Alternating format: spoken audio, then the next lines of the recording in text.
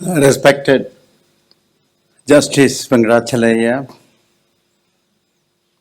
Dr. Nagaraja, esteemed invitees and guests.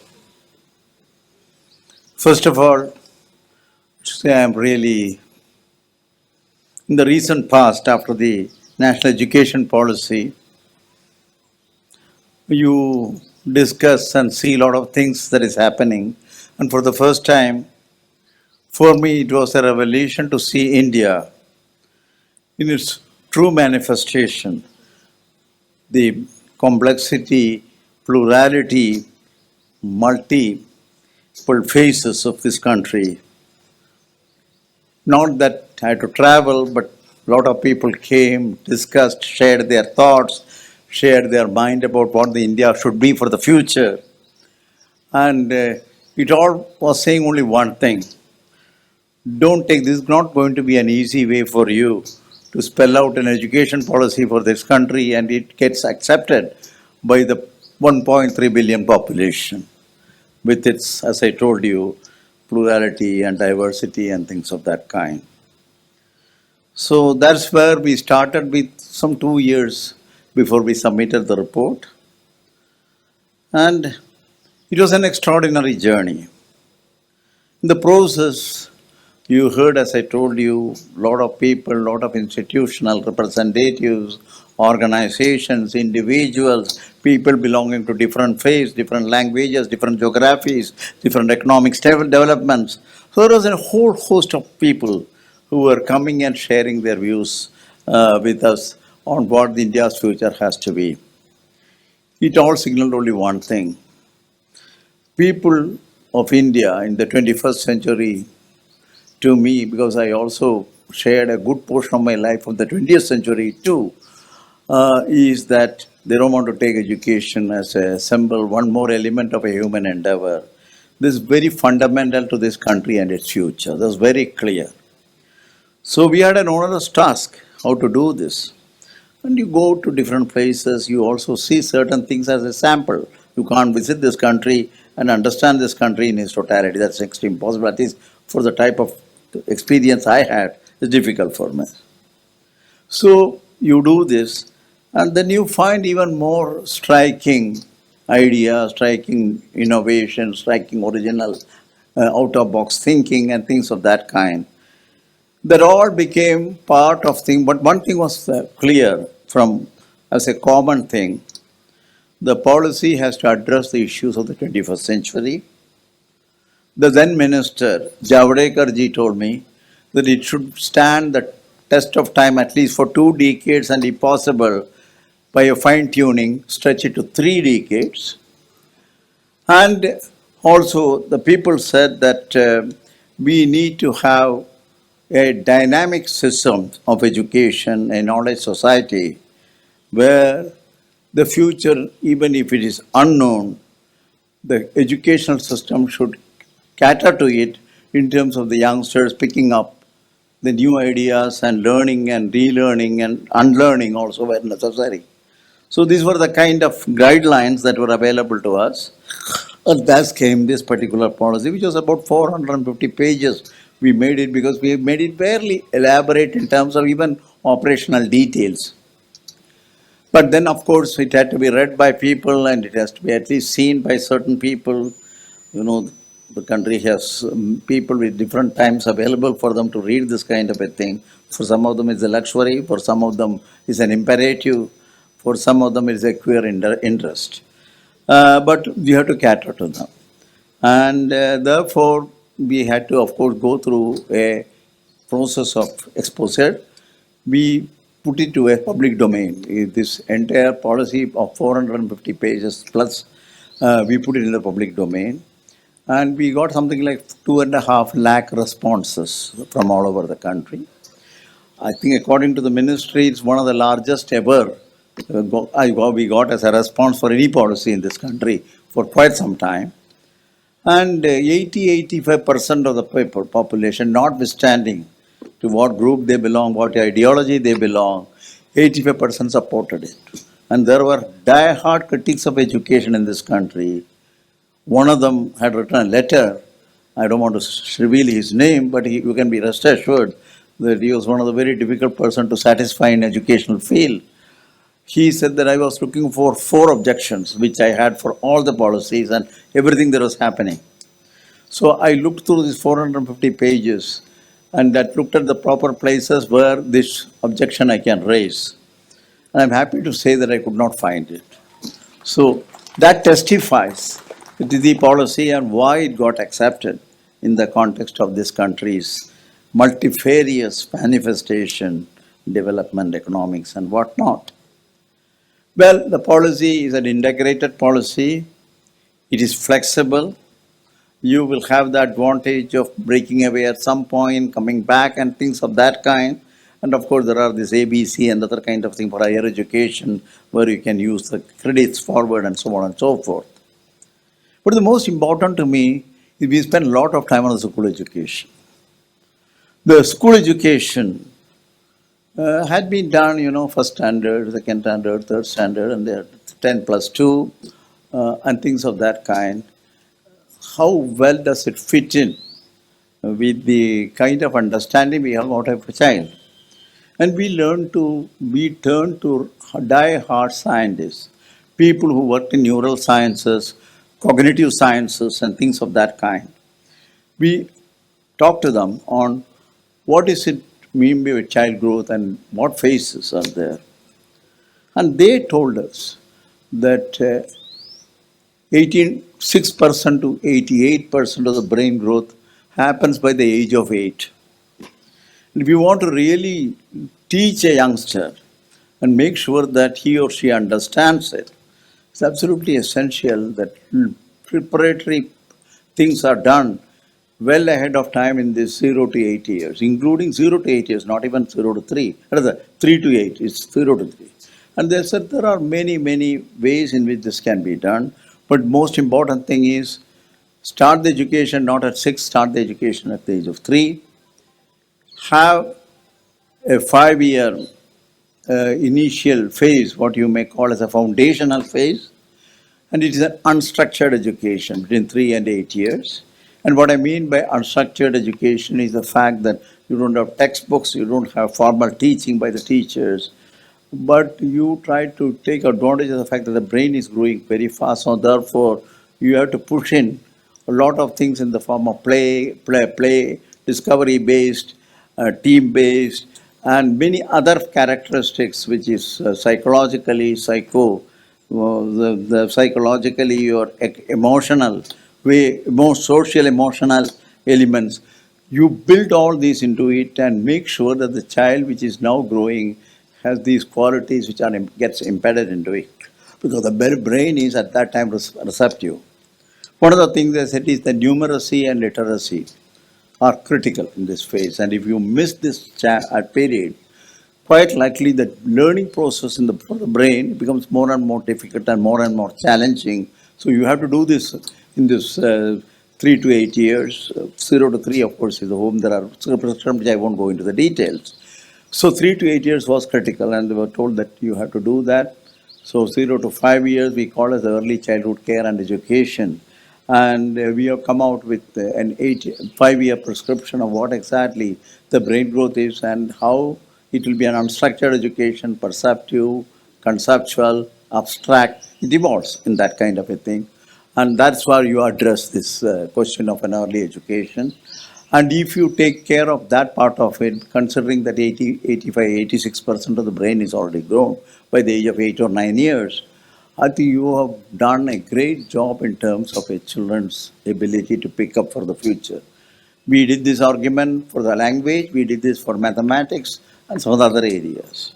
I'm saying this with respect to language because of the fact that there have been controversy of 2 language formula, 1 language formula and things of that kind.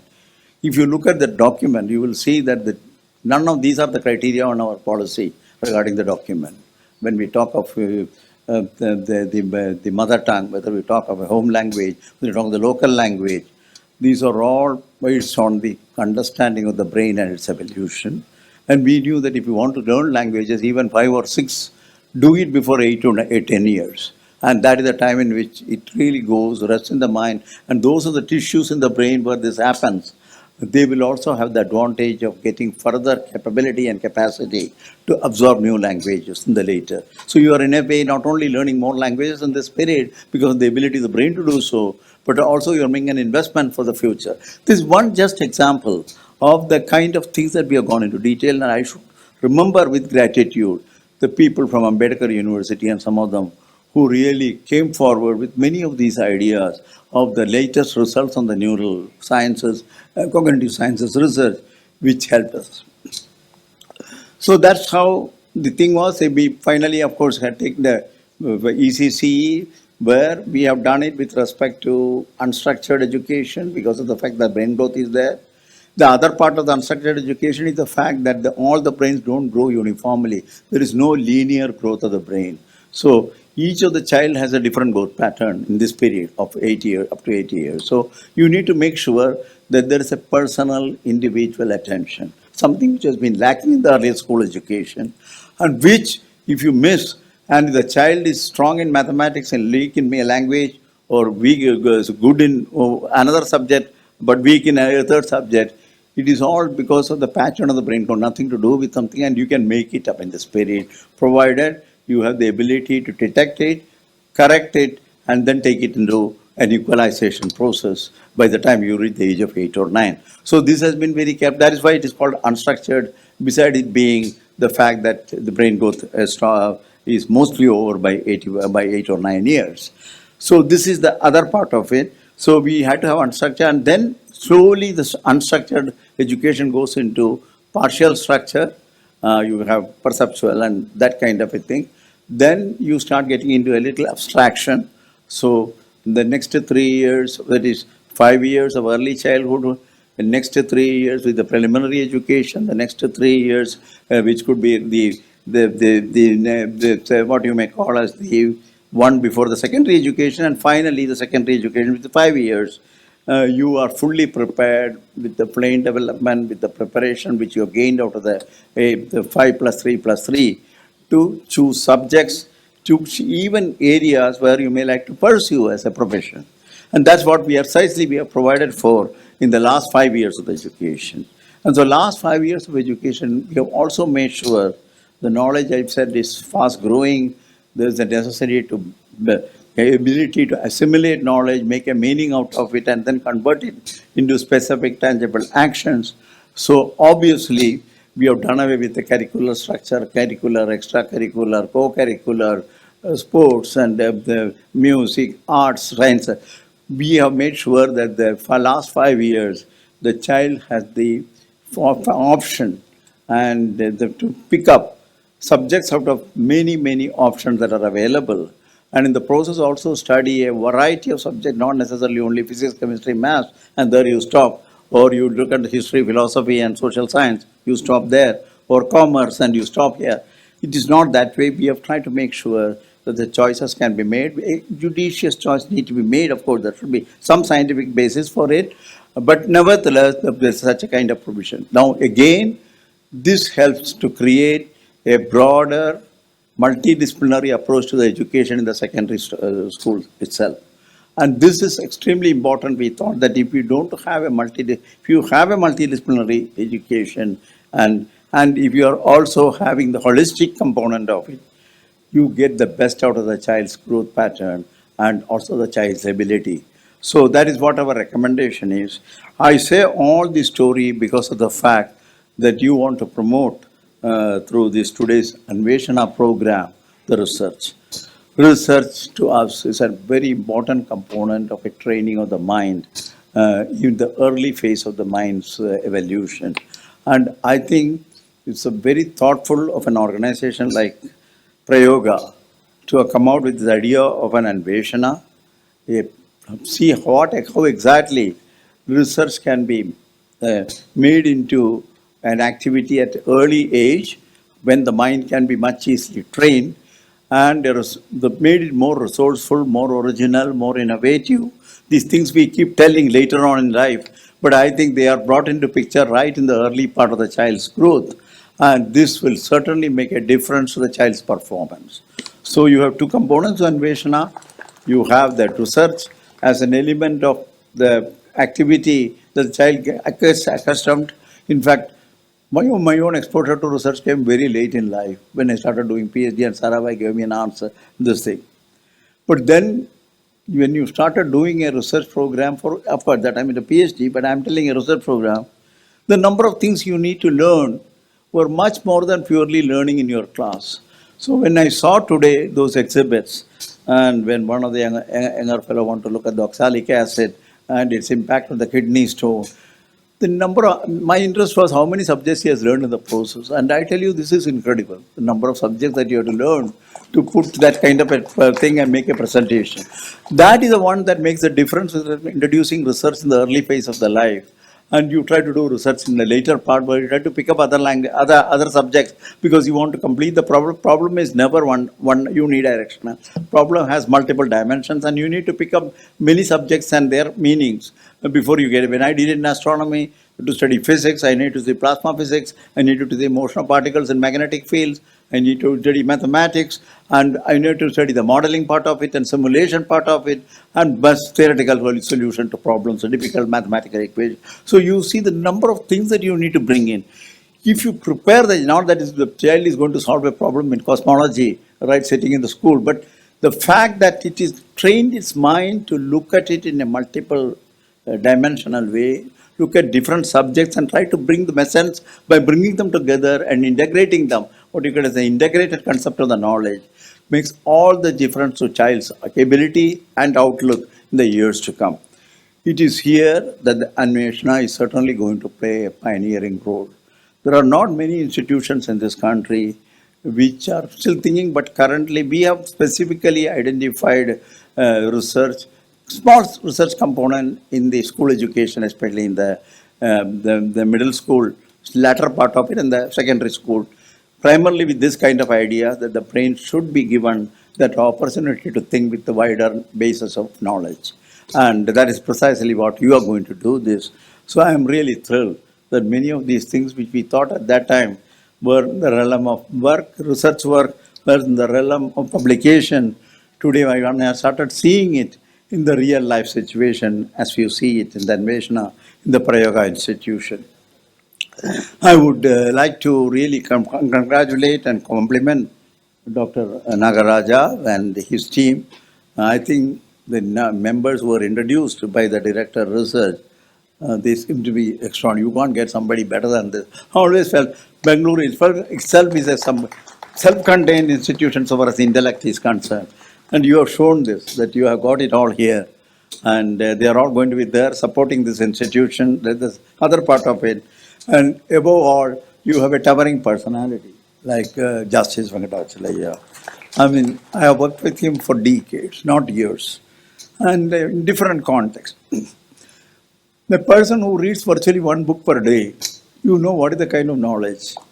And so if you want to have an apostle of liberal education, integrated education, holistic knowledge, all that we are talking of for a 21st century knowledge society, here is the one who really symbolizes that. So you are extremely lucky to have him overseeing and directing these ideas and programs. And with all of you present here, the enthusiasm that I see and the kind of planning you have done and the directions that you are trying to give, I think it will become one of the very unique institutions in the country and maybe in the world. And on a very small level, I would also say that we are now in the process of preparing the curriculum framework. And as a curriculum framework preparation, we decided to have a mandate document. The whole idea of a mandate document is to make sure that we have a clarity on what exactly the curricular framework has to be. A definition of that, we try to put it in a smaller number of pages. And I'm sure that some of my colleagues will come and also talk to you, discuss with you, consult you, and pick your own brains on some of the ideas which we have in mind. So I'm sure that we will cooperate also besides having a word of appreciation for all that you are doing. I use this opportunity to wish you all the very best, particularly Dr. Nagaraja and his team, and with my respects to you, your Justice. Thank you very much.